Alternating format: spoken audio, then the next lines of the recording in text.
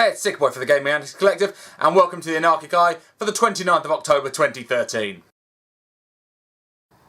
This is entirely unsurprising, however, the reviews for Battlefield 4 are coming in, and things are showing two things of interest. One, that the PlayStation 4 is outperforming the Xbox with regards to frame rate and resolution.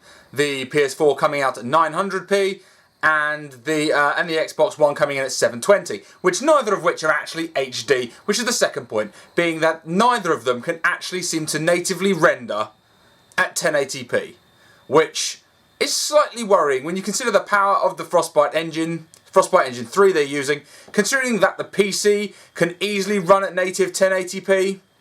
The whole thing seems somewhat distressing to see the first big name console game that's being reviewed for those consoles showing two things: a clear disparity and that they are still inferior to current PC ports.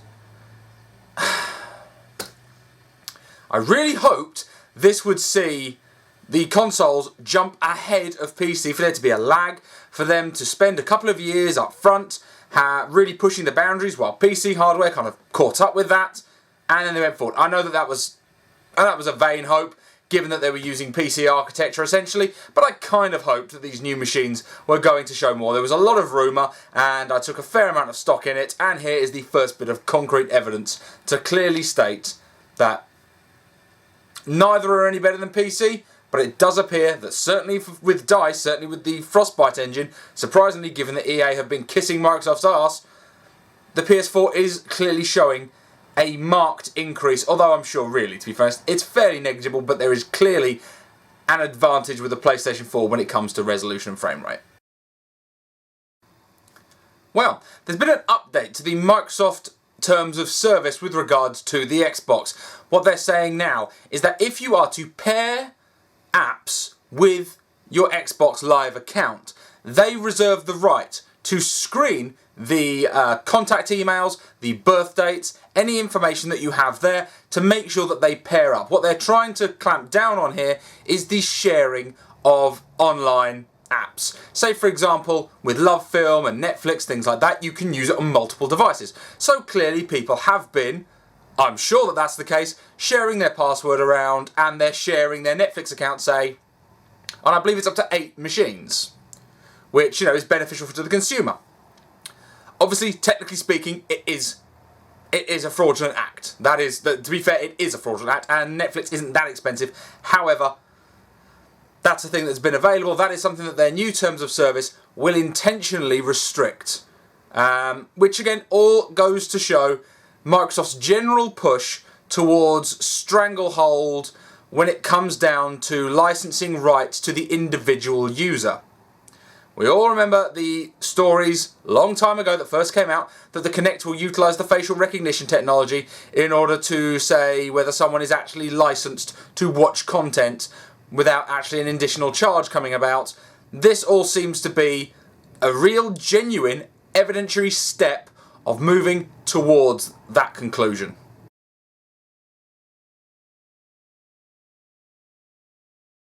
In some amusing news, SimCity has been granted a Shonky Award by the Australian consumer group Choice for the absolutely abysmal way that they handled the launch and maintenance of SimCity. Now, it was obviously, for those of you who don't remember, or those who just want a recap of that, what happened was their servers weren't live, it was an online DRM, people getting kicked off, people were contacting customer support, those who complained were having their Origins account terminated, there was a huge number of things, they had a patch which further broke the game, and on and on and on. Now, also what happens if you happen to be in Australia and you phone their customer service line, it turns out that their line was a premium rate number, charging you over $2 Australian per minute of the call, which again was massively shifty, particularly when they clearly knew they had epic issues with this machine, with this game, and they did not take steps, even to say, right, well, we're not going to we're going to use a free phone number for this, or even reimburse the people. No, you bunch of slimy fucks. And I'm delighted to see EA get another award for their terrible practices. Here's hoping they continue to see that they are going in the wrong direction, and I sincerely hope they will start to take some real steps towards re-establishing themselves as a company that I could even, in my wildest dreams, consider giving them some money. Because right now, they can fuck right off. Well, never let it be said that Microsoft aren't down with the kids, because they've just announced that they have got Jonathan Ross as executive producer of Xbox games. I know. So yeah, Jonathan Ross. Those of you who aren't aware of his work, he's a TV presenter and chat show host for the most part. He's been around a fair amount of time, and to his credit, he is an ardent gamer. He is certainly a serious gamer. He enjoys games. He is fairly active in that spec. He's not one of those kind of clueless twats. However, he is also Jonathan Ross. This is the man who is PR toxic. The sort of people who are not happy with Microsoft are unlikely to be doing cartwheels over the man behind Saxgate, behind all of these stupid fucking gaffes that he came out with that caused him to be fired from the BBC. Not actually fired, to be technical. Let's be technical. He's a subcontractor. He had his contract expired and was no longer renewed because he's an arsehat, and he will say arsehattish things because that's what he does. Now, and on top of that, Phil Harrison, who was on my last month's dickhead list, came out as he announced this, stated that Microsoft want to blur the distinction, challenge the concept and blur the distinction between what is a game and what is a television program. Does anybody need any more evidence? Now, whether you're going to buy third-party, you're going to buy an Xbox and play third-party or even first-party games on there, fine, your choice, you have the information. But bear in mind, if you think for 1 second they have any interest in core gaming, is this any more of a nail in the coffin to that theory? Jonathan Ross is a light entertainment, irritating tossbag. Frankly, I don't find him entertaining, and he's just purely dragging things down to the lowest common denominator, taking it away from making it a core gaming device. You want to use him because yes, I know he has a production company and it's called Hot Sauce, and yes, his wife wrote the screenplay to the Kick-Ass movie, so we can thank her for knackering up the comics. To be honest, the film was pretty good, but compared to the comics, they were a heap of shit. So yeah. Microsoft trying to get down with the kids. Trying to get a guy who was down with the kids in the 1980s to help take charge of their business with regards to their games. Christ, Microsoft.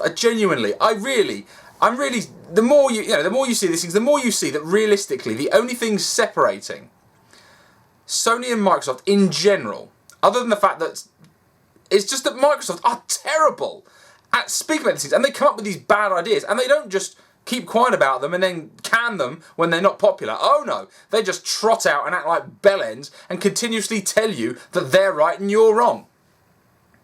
You want to challenge and blur what is a game and what is TV entertainment. Fuck off! Okay, Microsoft just keep wanting me to throw sticks at them. It turns out that Forza 5, unsurprisingly, has a shit ton of DLC. They've actually said that they will be having new car parks being released every single month. Multiple cars being released every month for download. Christ almighty.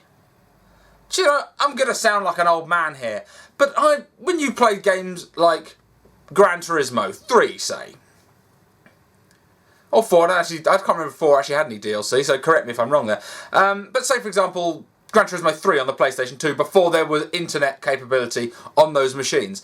That thing had so many cars and so much content, and all you're doing is drip feeding it through fucking DLC.